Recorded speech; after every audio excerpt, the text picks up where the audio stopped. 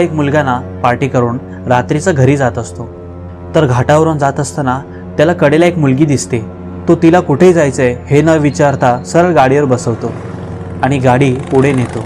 गाडी घाटावरनं पुढे जात असताना 2-3 ट्रकवाले त्याच्या बाजूनी जातात आणि त्याला काहीतरी ओरडत असतात.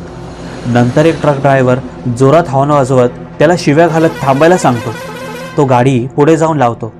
तसा तो ट्रक ड्रायव्हर म्हणतो, ओ थल्ले, पीछे देख पीछे. तो मुलगा जसाच मागे वळून पाहतो तर त्याच्या खांद्यातून रक्त वाहत असतं.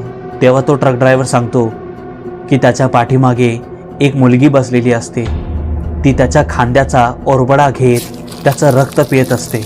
आणि जेव्हा तो ट्रक ड्रायव्हर त्याला गाडी थांबवायला सांगतो तेव्हा ती मुलगी बेडकासारखी उडी मारून त्या बाईकवरून पळून जाते.